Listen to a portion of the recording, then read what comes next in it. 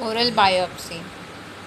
Content: Introduction, definition, history, uses of oral biopsy, indication of oral biopsy, contraindications, precautions, armamentarium, types of oral biopsy, special consideration, biopsy artifacts, and obtaining a good oral biopsy, and complications of oral biopsy and its conclusion. Introduction of biopsy. The clinical presentation of any pathology can be the mucosal surface change, or it can be submucosal structural alteration. Diagnosis of such pathological depends upon the history, examination, laboratory study, biopsy, and other diagnostic technique. We can be done by gold standard biopsy. Definition: Biopsy. Bios means life and opsis vision. Vision of the life. Biopsy is the surgical removal of the tissue specimen from a living organism for microscopic examination and final diagnosis. History: It was done in early 16th century by Sir Marcello. He is also called father of microscopical anatomy, histology, physiology, and embryology. First was done by M.M. Rune in 1875. Term was given in 1879 by Ernest, and late 19th century. Uses of oral biopsy: It is used for diagnostic purpose, planning the proper treatment, for checking the progression, checking the extension, elevating and end result, and for research purpose. What are the indications of biopsy? Biopsies are done for ulcerated region, for abnormal growths, for white and red patches, red interosseous arid, for inflammatory lesions, persistent keratotic changes, for persistent tumescence, and characteristics of malignancy. Contraindications of oral biopsy: normal structures, anatomical variation, responding lesions, compromised ill patient, systemic disorders and therapies, difficult access, vascular lesions, intrabony radiolucent lesions with initial aspiration, and pencil type. Precaution in oral biopsy: one should avoid dyes, colored antiseptics, avoid dyes. There should be a planned incisions. Do not avoid crushes of the injuries. Encapsulate the lesion and remove in toto. Remove the entire mass. Avoid tumor spilling. Deep penetration, but not to the periosteum. Surgeon should not be section the specimen and avoid drying of the specimen. There are minimum use of armamentarium. Scissors are there, blades are there, tissue holders, tweezers, syringe. Types of oral biopsy: there is tissue biopsy. In tissue biopsy we have incisional biopsy, punch biopsy, excisional biopsy, electrosurgery biopsy, and uterine. Tissue core biopsy: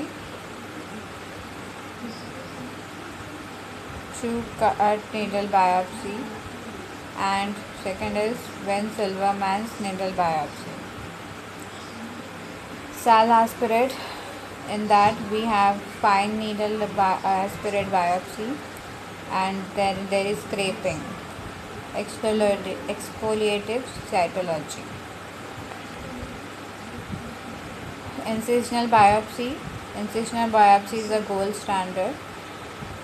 Removal of the portion of the relatively more extensive lesion. which is in size larger than 1 to 2 centimeter. Multiple biopsies of diaphragm. Principal representative area should be biopsied in the wedge fashion from wedge of the lesion, including some of the normal tissue. Deep, narrow biopsy is done. Necrotic area should be avoided in incisional biopsy. What are the demerits? The tumor spillage and leaking of the residual disease. Then there is a spread of malignant cells, and there can be scar formation.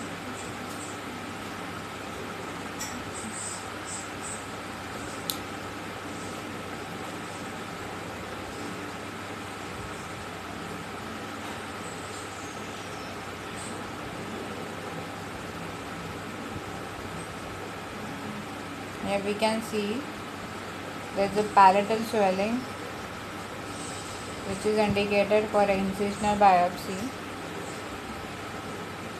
First, we will administer local anesthesia in the surrounding lesion to numb the area. Then, a wedge-shaped incision for removal of part of the incision is done.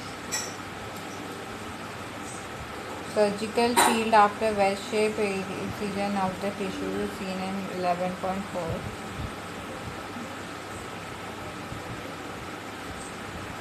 Then sutures are placed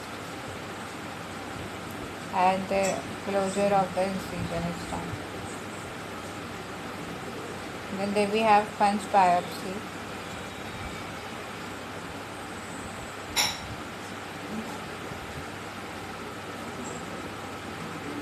We have the punch biopsy needles.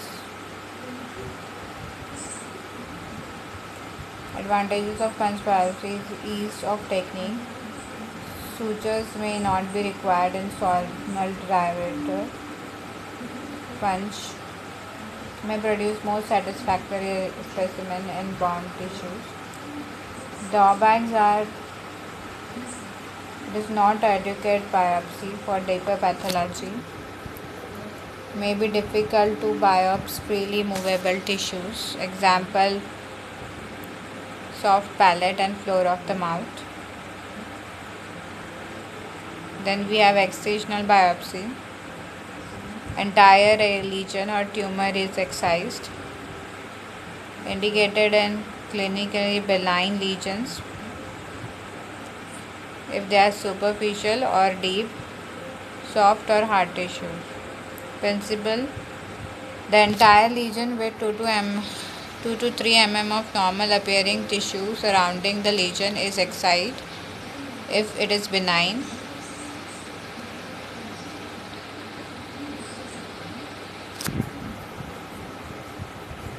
Example of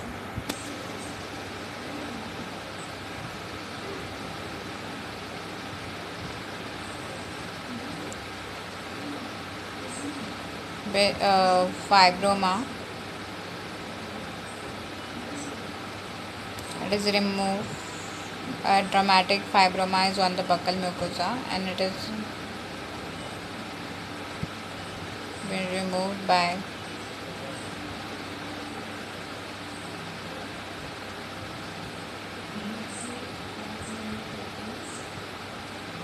traction. Sutures are passed to the base of the lesion, which helps to retract the lesion during the surgical procedure. Then elliptical lesion around the incision is made around the lesion with the scalpel and reflection of the lesion from the underlying tissue with the scissor. Finally, there is the removal of the lesion. Then suture are placed.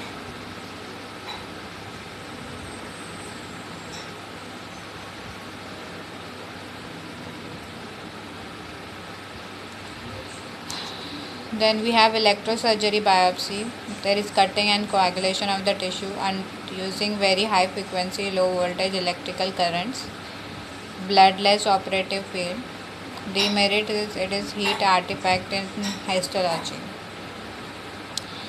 The lesion is grasped with a forceps through the loop electrode. The electrode is activated going under the lesion and removing the growth.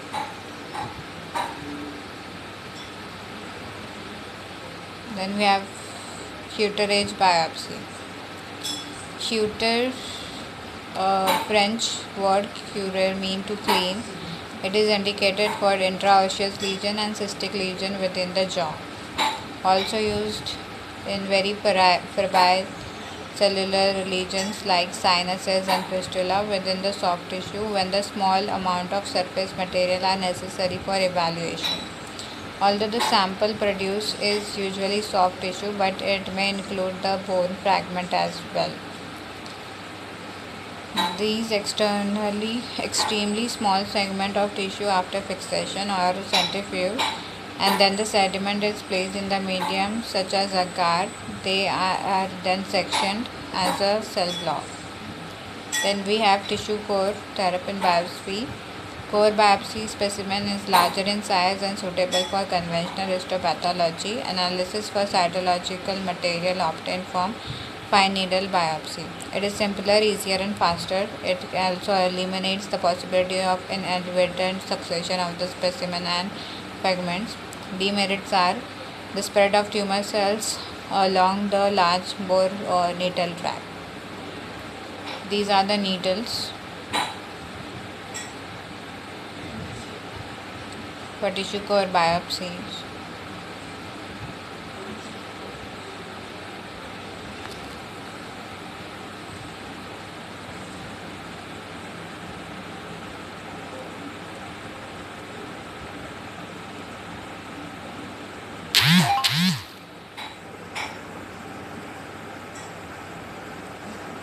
Uh,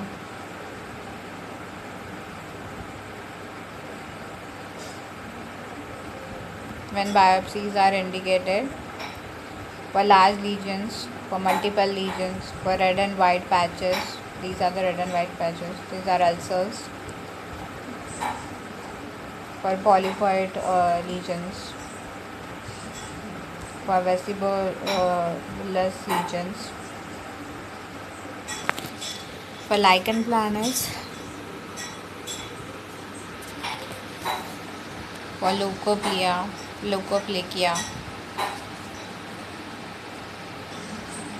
for mycosis,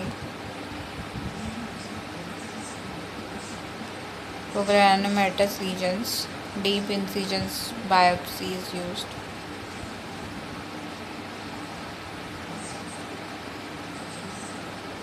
Biopsy artifacts.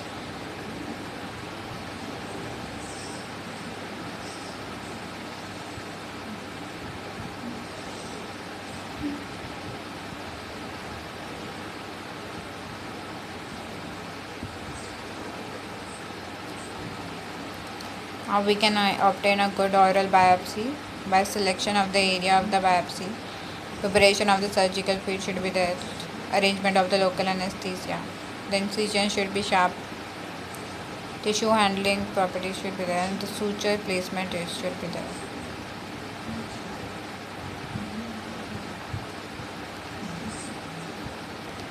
What are the complications? We can see hemorrhage, infection, poor wound healing, spread of the tumor cell, injury to the adjacent organ, other post-operative pain, paresthesia, swelling and recurrence, and duct damage.